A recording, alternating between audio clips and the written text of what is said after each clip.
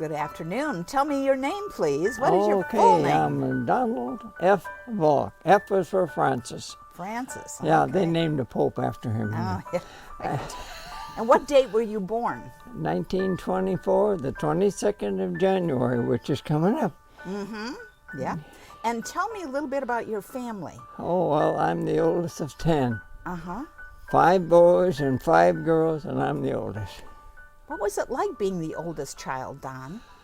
You had to do a lot of cover up for when the kids got in trouble. Donnie did it, Donnie did it. Uh-huh. You always got the blame. Oh yeah, but it was worth it. I had a wonderful. I had the best damn bunch of sisters and brothers you could ask for. That's great. And that was in what state? Wisconsin. That was up in a little town called Stanley, Wisconsin, just outside of Eau Claire, about 20 miles.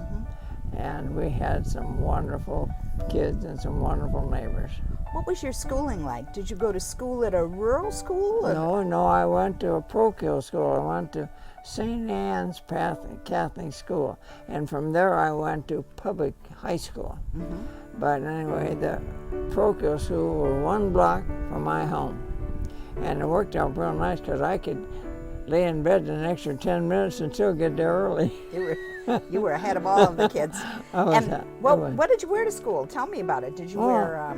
No, just everyday clothes. Right. I mean, we didn't have uniforms or anything like that. We just had regular clothes, jeans and shirts and one thing and another. And of course, being the oldest of 10 kids, a lot of times I got hand-me-downs from my uncles and what have you. But it worked, Sure. and I got by. Right. And so when you graduated, you went to public high school. When you graduated from high school, what happened then? What did you do? Well, what happened was I had a chance to go to work in Chicago, and I knew I was getting close to the draft, so I had a chance to work as a packer.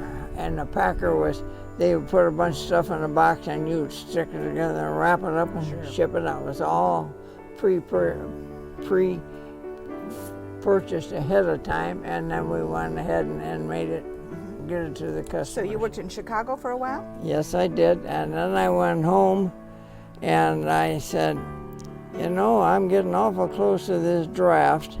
I think I'm going to try. So this fellow and I, Chuck Soderberg and I were working together, and he said, what do you mean, Don? I said, you know, I always wanted to go out west.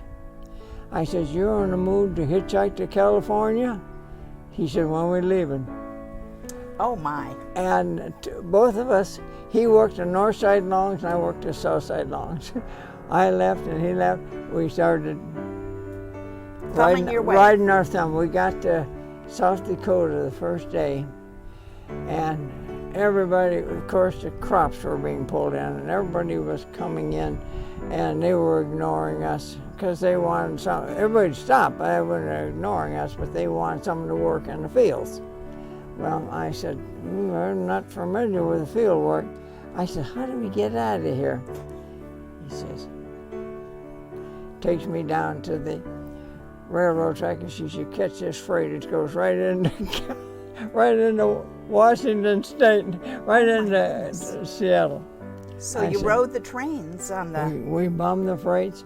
We had our little suitcases, and the first couple nights it was so cold, and we slept in these with the ice. You just put the ice in, and didn't have no ice in the train, so we slept in them doggone things.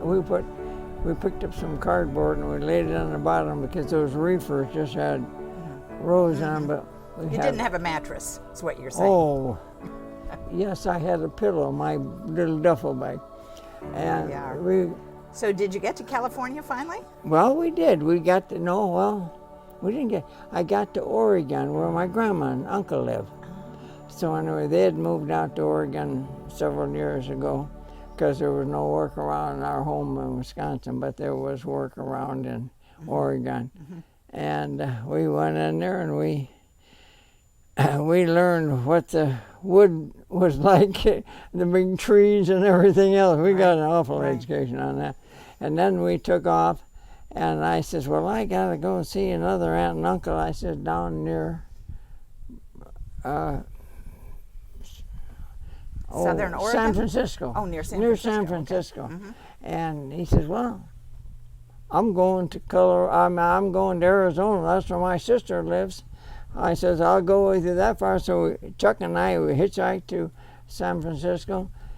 Chuck went on to Arizona, and I went back up to Wisconsin. I went back up to Oregon, and I got a job with Hutter Construction Company.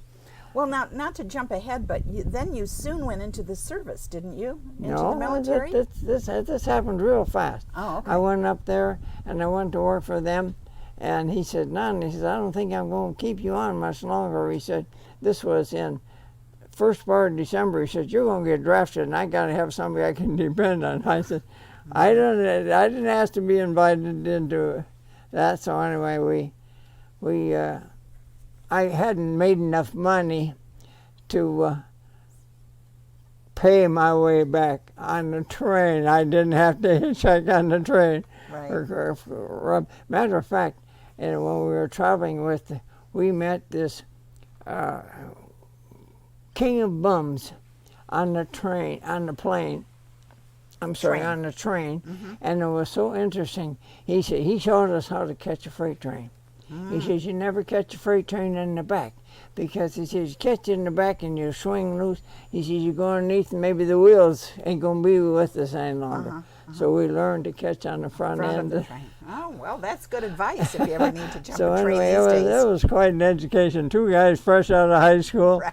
and we went out, and it was so interesting. Then we got to my aunt and uncle right near San Francisco, Port Orange, I think it was, and he went down to his sister down in the southern part of California.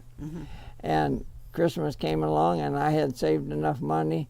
I bought each one of my brothers and sisters a Christmas present. Oh. I loaded up, and I went home, and I got my son my brother a fishbowl, another one this, and that, and I gave everyone the kids a That's Christmas nice. present. So Being you were the back in oldest- Wisconsin. So then what happened? And then I went back to work. My dad was a bricklayer and plasterer, and I worked with him before, and I just didn't like that work. So I went back to working for him. I said, Dad, I'm going to get drafted. And I said, until it does, I hope I can be of some help to you. And I did. I hated mixing mud and carrying it. It was a rough job. Back-breaking work. Yeah. And so anyway, pretty soon I get a notice from the government that you have been Selected. invited to join us in the call of the United States Army. I said, Right. oh boy. Right. And so anyway, but in between times, by the way, I worked when I was in high school, I worked for this long grocery store. And I worked in their slaughterhouse and their butcher shop. So I had a good education as far as meat handling and one thing was concerned. So anyway, I got on the wagon, and I said, I said, no, I want to go back and sign up in Chippewa Falls, Wisconsin, because that's where I was from. I said, that way if I get home on leave, I can get home to see my family and Stanley, which happened later. But anyway, we went on through. It was quite interesting. Now, you served in the Army for how many years? 3? Yeah. And where did you go? Well, okay. First of all, they collared me, and they sent me to Campground, Illinois. That's where they trained the medics. I said, oh my God, the medics! I wanted to fly an airplane like all the heroes did. You know. Sure. Well, you know, some of the best thing ever happened to me. Having worked in a slaughterhouse, they said to me, what did you do for again? And I said, I worked in a slaughterhouse. Who said, blood won't bother you, will it? I says, if it's mine, yes. And they put me in the medics. That is great training. That's true. Oh yeah, and it was a wonderful training. They put me in the medics, and the interesting thing about it was, we had 10 in our medical units, plus a doctor. And we had 2 staff sergeants and 1 sergeant, and all the rest were PFCs and corporals. I got one of the staff sergeants. Because the doc says, that don't bother you. I says, here we go again. It's mine, it bothers me. But then Well, it worked out. I had a wonderful job. I carried guys in that were from Montana, oh God, I remember one guy from Montana, and I carried him in and helped him out and got him on there. We had a Jeep. It had 2 layers on it for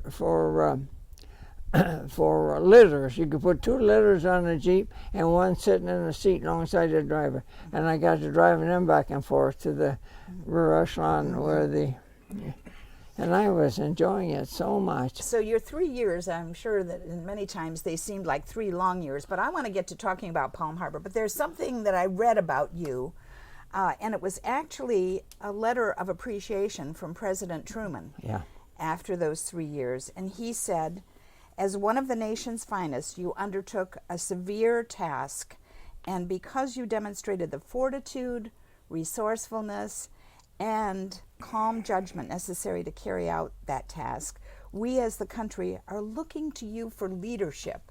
So I want to talk about leadership in a few minutes. But how did you feel when you got that letter and that responsibility? It was quite an honor, but about that time, we had just landed on Leyte, and I didn't have time to keep track of anything.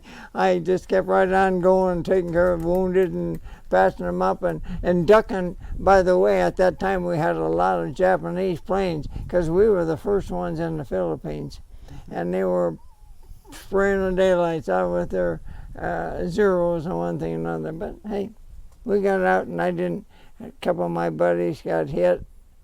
A couple of them got killed, but all you do is say, hey, it wasn't me. Better luck next time. Right. But anyway. When you came home from the military, what did you do for a living then, Don? Oh, okay. Well, first of all, in my military, I wound up in Leyte, Okinawa, and Manila? Another island down there. Okay. Well, Manila was right in the Philippines.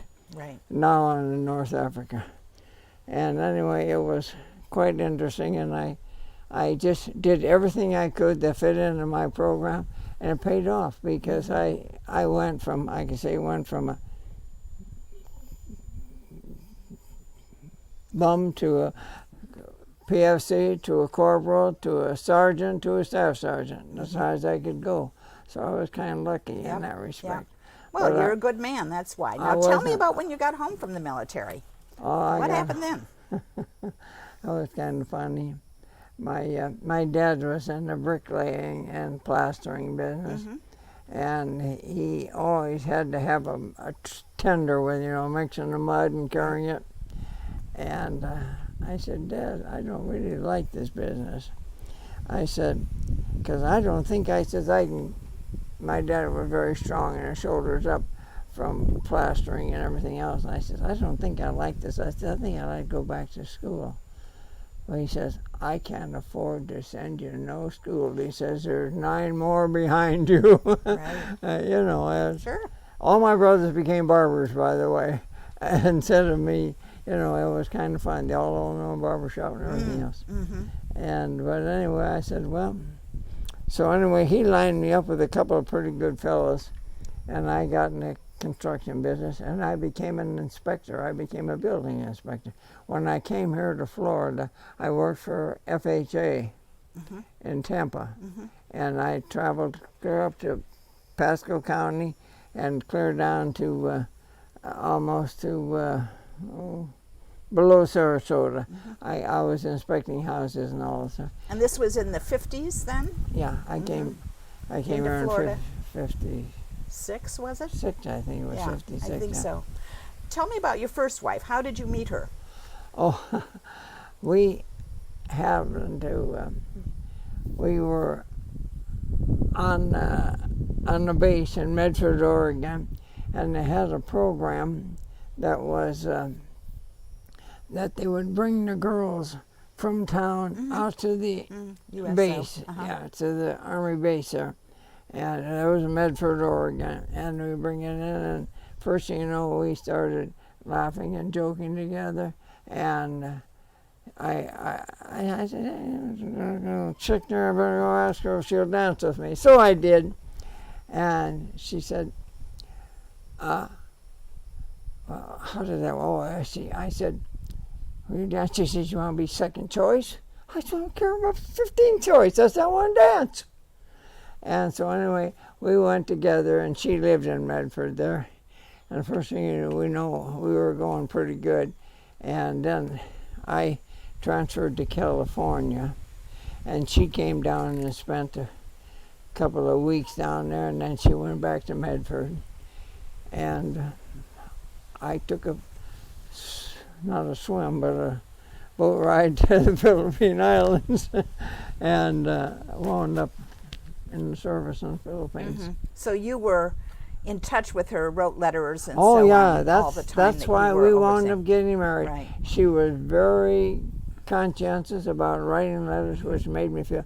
Some of the people that you had over there, you know, the Filipinos were nice people, but they just didn't fit into your category of lifestyle, one thing and another. It's a different culture, of course. Huh? It's a different culture. So Oh, definitely. But it was good and it was interesting, right. and you always learn something from it. Right. I Okay, learned- so to jump forward, you moved to Florida. Tell me a little bit about where did you land in Florida? Did you come to Palm Well, Harbor first? No, let me explain that to you. I met this fella. I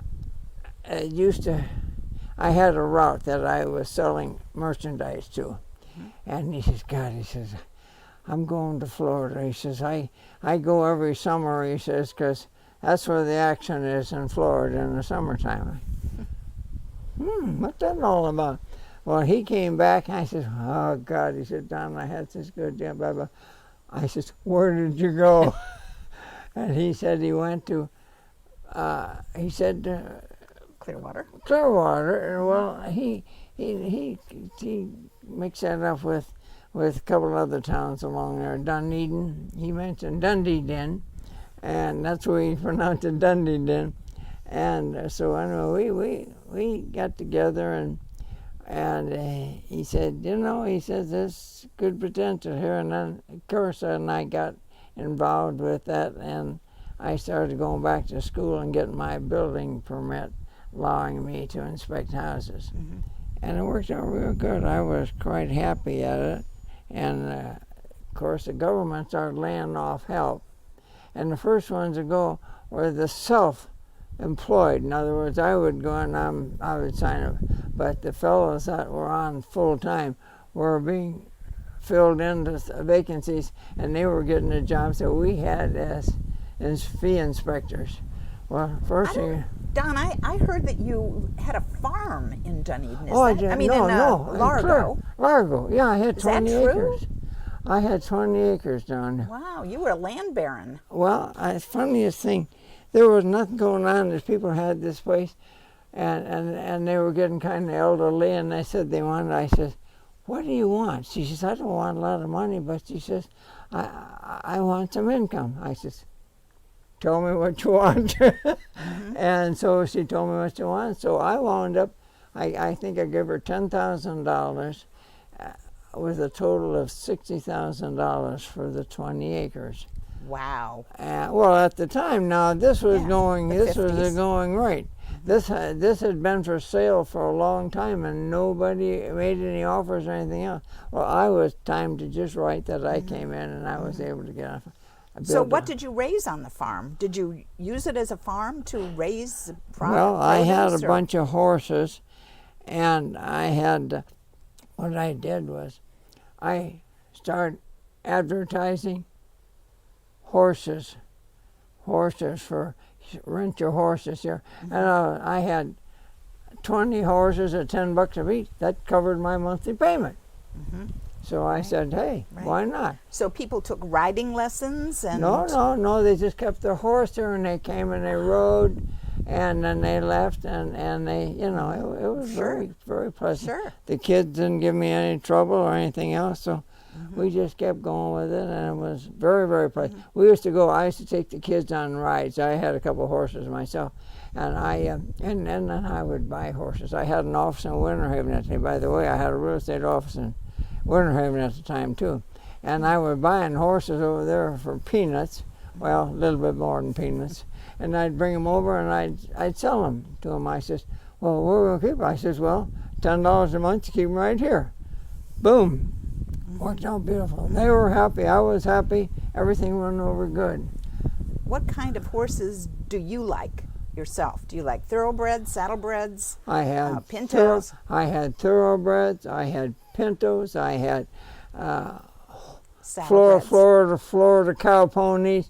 You name it, I had horses. Period. Right. I didn't. I mean, they weren't expensive horses. I maybe paid $3 for a horse, or $300 for a horse, and probably sold it for $500. See, Sure. And they liked the area. The folks would bring them down, and they'd ride every weekend.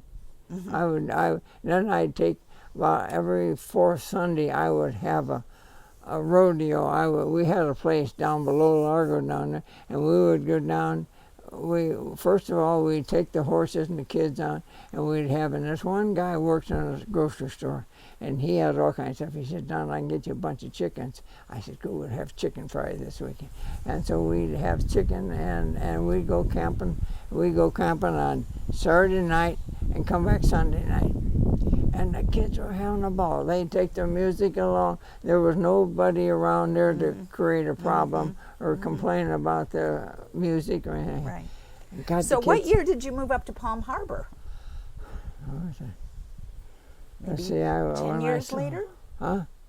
I was trying to think. About 10 years ago. Oh, no, it was more than that. Oh, Maybe okay. 10 years after that, maybe in the late 60s or early 70s. Well, we'll get that figured out Something like later. that, yeah. So I know you and your first wife parted. Tell me how you met Norma, your second wife. I met Norma on Appearance Without Part. We didn't part. She passed away. Yeah, no, I'm sorry. And no, we had the farm. She wouldn't ride the horses. She was scared to death of them. But that's okay. The kids were having the fun, and they had the motorcycles. I had motorcycles that time, and the kids all had horses, and they were happy to pig in mud. And so anyway, we went on, and the kids just was having so much fun, and I decided, see what I can do. Well, then when we parted, I had, I think about 7 or 8 houses that I had purchased along the line. I was maintaining them and running them out, one thing and another. And I just said, hey. What was here in Palm Harbor when you moved to Palm Harbor? Was there lots of subdivisions and? Oh yeah, they were just started, and my real estate business was going pretty good. And I came up here, and I did pretty good. And tell me again, you met Norma at Parents Without I Partners, right? was at a meeting at a house. I just come back from a deer hunting trip up in Georgia, and I come back and we went to this Parents Without Partners. I met Norma. I said, by the way, I said, would you like to come out to my house for a chicken fry? Sure, why not?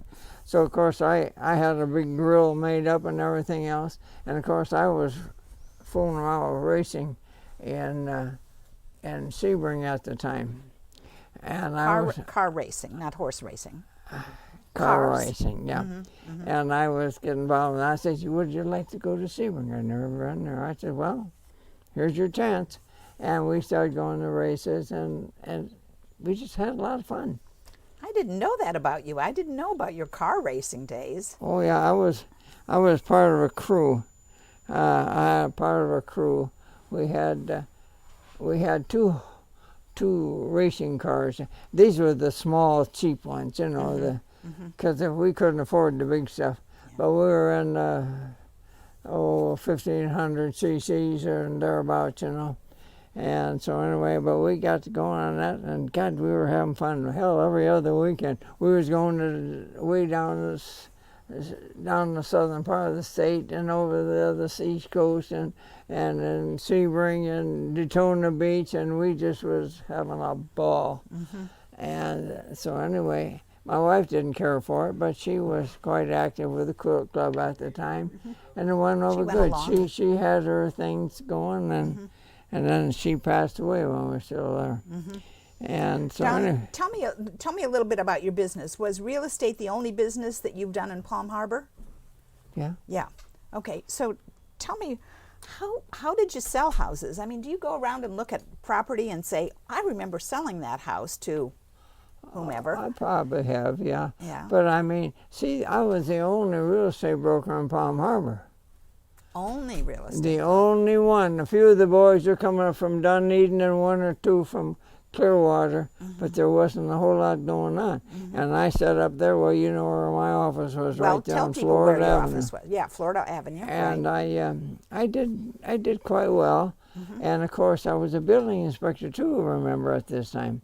So anyway, I would go on an inspection job or something. I would say, "Can I list and sell this for you?" I says, "I'm an inspector now." He says, "I'm not allowed to fool with you, but I says, I've got 2 salesmen. If I send one of them out here, could you list it? Maybe we can sell it." We can probably work that out. So we listed it, and I didn't sell them, but the other folks did. Norma sold, and she had a real estate license, and we had a lot of fun what we were doing. And then when they built the new high schools, you know, I was involved in getting that rolling, because Scott, who was the head of the school system at the time, I met him at a JC convention. And so anyway, he said, "By golly," he says, "we're going to have some fun." And he started coming down and got things going. And we just... Good. But tell me about your, I know that you're considered the father of the Chamber of Commerce. So tell me about, why did you start a Chamber of Commerce in Palm Harbor? Because we didn't have nothing going on. It was kind of dead. There was Charlie Jones, and Charlie didn't say much or do much. And he was just born in a country, born in an orange grove, you know, and that kind of stuff. That was the extent of his pitch. And he was a nice guy, don't get me wrong, but it just didn't fit into what the people are coming to Palm Harbor for. They want a nice home and a fairly good subdivision, and it was close to Clearwater, it was close to Tampa. Any place you wanted, you jumped across the bay and went to Tampa.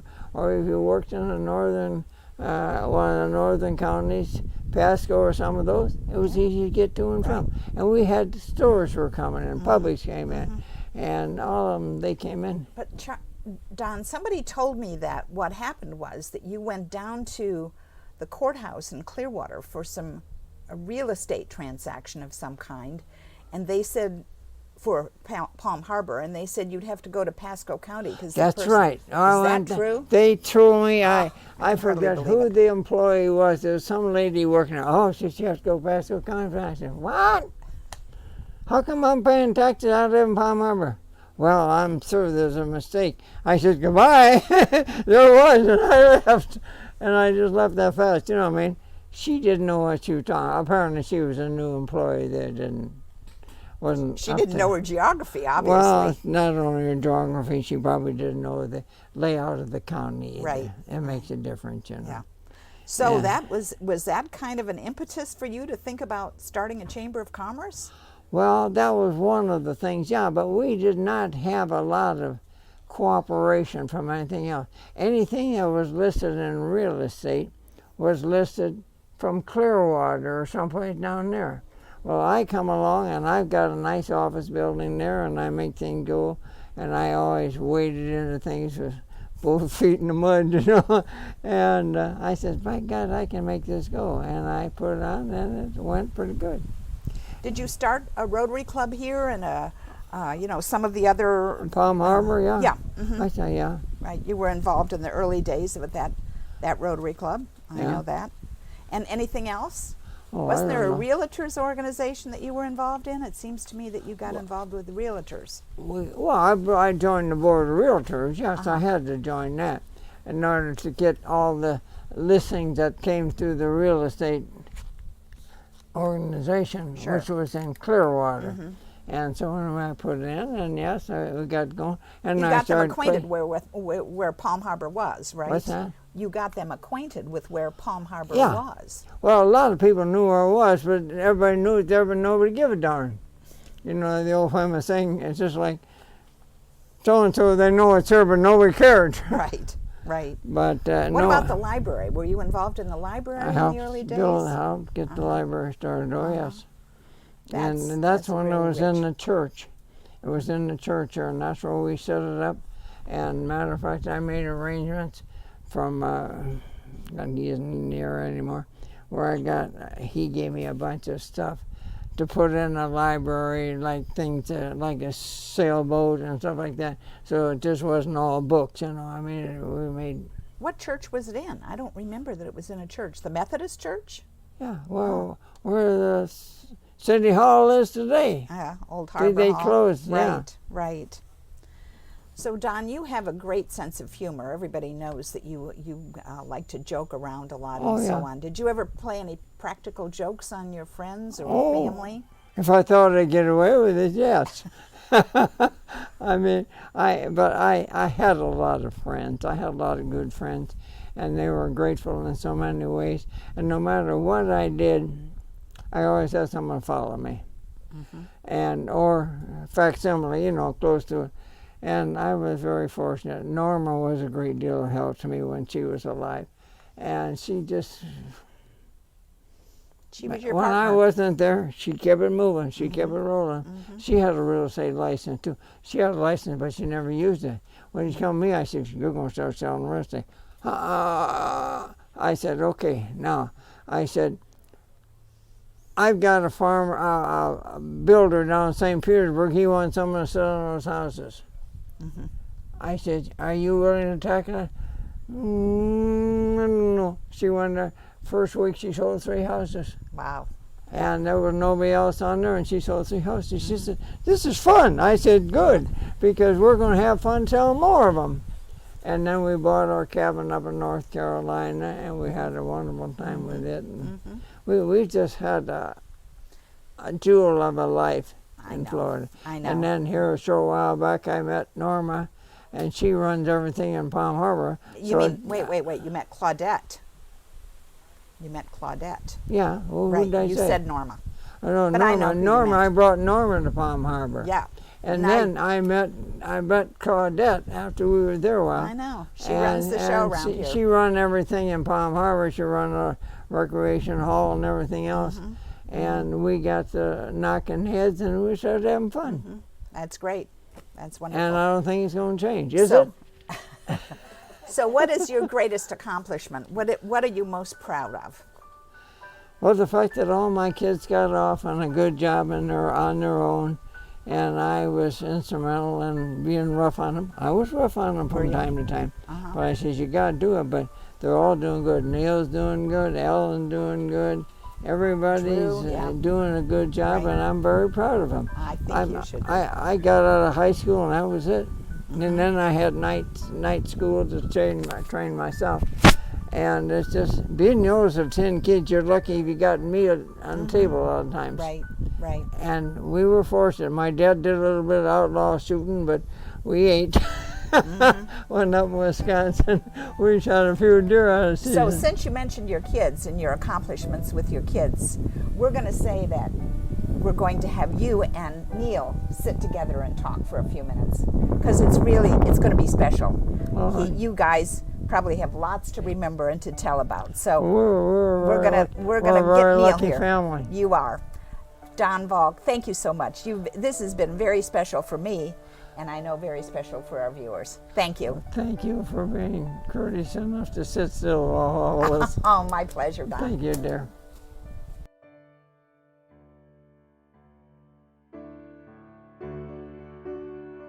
How you doing, Dad? Hey, Dad, remember when we moved to Palm Harbor? Oh, boy. I think it was in 1972 or 3, and you opened your real estate office. Yep.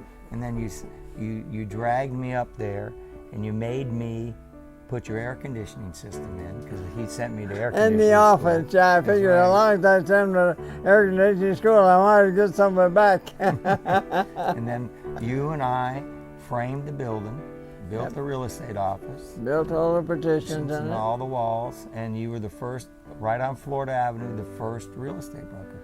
Yeah. And then that's slave labor. You know? Dads taking advantage of their children. I remember those days. He was getting even for all the times I abused him. Yeah, when we had the horses and the motorcycles on the farm. That's right. That's when he got back at me and got back at me real good. But God, we had fun doing this. We didn't. We son? had a great time. We had fun. We fished and we hunted and we went to Canada hunting one trip, and we used to go hog hunting up in the northern part of Florida real regular with our horses. Chase down horses chase down hogs on horseback. That was and a lot of fun. we're lucky we didn't get killed. Many times grabbing those wild hogs with the dogs and chasing them and Grab them by the back legs, roll them over, and shoot them. That's right. And then we ate them. And then we ate them. They were good. You know, one of the original times when he moved up to Palm Harbor, before he did, we were kids, and we came up to Palm Harbor and caught a turkey. Probably out of Charlie Jones's backyard. No, I wasn't. It was in this brook. No, it was out in Palm Harbor, and then we took that turkey back to our farm in Largo and raised it. We wound up raising two of them, didn't we? That's exactly right. And then, in downtown Palm Harbor was the old hardware store at where Peggy O'Neill's is today. And I remember going in there shopping with him and Norma, and she bought a pack of cigarettes. It was all the lines all mildew and water stain because it was there for so long. Yeah. And then they changed it to the bank. Remember? Yeah. Florida Bank of Commerce. That was my first bank that I ever had a checking account in. And you were quite the you started the chamber. It was quite the community leader. I put it together and brought the people in, and they said, let's do it to it. And Harvey Pert, he was involved with it. Even Charlie Jones helped us a little bit on it. And everybody was agreeing to go along with the program, and y'all did a great job. And everybody stuck together, and we made Palm Harbor kind of what it was, because the banks have spread like 3 or 4 different directions that started in Palm Harbor. Exactly. Actually, I'm in the real estate business today because of him. Yep. I would have never, ever, as I growing up being an air conditioning mechanic and then a carpenter, and realized how smart my dad got when I turned about 25. And I realized that, running the real estate, growing up with him in that real estate business was very attractive, and I turn around and I can contribute all my success today to my father. Well, we always did work together. When we had the farm, he out busting his buns trying to keep everything going. And I even taught him how to trim horses' hoofs. And when we had the farm, we'd trim the hoofs. Remember, son? Yeah, we trimmed the hoofs. We fixed the fence. We built everything. We did it all ourselves. That's what you did. That's what kids do with their families. Yep. And just like my son today, we're fortunate we get to go wakeboarding and kiteboarding and fishing and hunting, and it's the next generation. Yeah, we had a good working group. We were lucky. He was closest. Alan went away to school, so we didn't see much of him for a long time.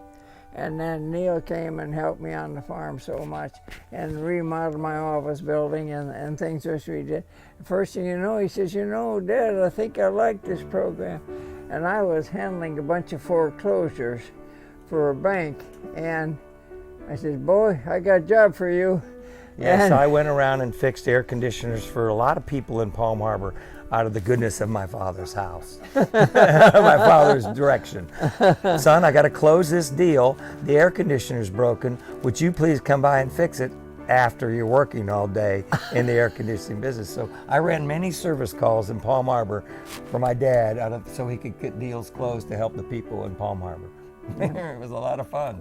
It was fun too, wasn't it, son? Yeah, it wasn't a case of I didn't get paid enough or I didn't do that. Hell, if we didn't do nothing else, we at least made the people happy. And we may have sold them the property and we may have lost what we had to repair, but so what? That's what you have customers for. Oh, you were supposed to pay me? Oh, I didn't forgot about those paychecks. I didn't get many of those. That's right. I was paying back. You're very fortunate, you know. You take your years of your life being raised by your family, your parents, and then all of a sudden you go through a step of your life where you become your own person. And now it's our time to spend time again back with your father and your family. And I think a lot of people today miss that point. I'm very, very fortunate that my dad lives close by, across the street, and we can pen these years together, even though he's a pain in the ass. And there's no extra charge for that. No extra charge for that. Man, it is a great time. Man. I'm very fortunate. I love you very No, much. but anyway, no, we've had a close family. Like we've had when Ellen was here. Well, we did all those barbecues for charity. Oh yeah, we used used to to do do those big barbecues for charities. Yeah, we put them on at the farm, and we also did some up at the fairgrounds. Yep. We did the fairgrounds, and we put parties together for kids and one thing. Dad was so We like active. kids. Let's put it that way. I wouldn't have 5 of them, 6 of them actually. He used to do charity events at our farm in Largo. We had horses. All the handicapped children would come out, and we had a big fire pit, and we'd fill it with either chicken or steaks. At the time we could afford steaks. And then we did chicken, and we cooked full chicken dinners and fed all the retarded children and handicapped children in northern Pinellas County. And he did that function every single year. And they brought him out, we fed him. Of course, he entertained them. I learned how to cook, so we passed the reins. Yeah. And he worked in a restaurant, see, so he had all the knowledge we needed to get the show on the road and keep it rolling. Yeah, so it's been a good And life. Drew, too, our son Drew, he worked in a restaurant from the time he was 16 on up through, and he was another one like him. He worked in a restaurant, he knew what we had to do, and we did it, and it was fun. Yeah. The kids had fun. We used to camp out, remember we used to camp out at night over along, what's that road down there south of the farm? Shoot. I can't remember that. Anyway, road. we used to camp out down there, have music all night, and also we would have kids would be Bonfires and everything bonfires, and we'd have and the kids would play the music till 4 in the morning, and finally about 5 they conk out, 10 o'clock we're on our way home. Take the horses back and the whatever else we were using down there, but Yeah. we always had fun. Yeah. Well, I think that Palm Harbor is very honored that you've been such a gracious host to the community and has done a great job for the entire Palm Harbor community. And that's why I think the success of all of the people, Charlie Joneses, the Sally Parks, the people, the Norm Athertons, and the people of Palm Harbor today that have been here. And I hope that the rest of our generations continue to carry it on for the benefit of our entire community.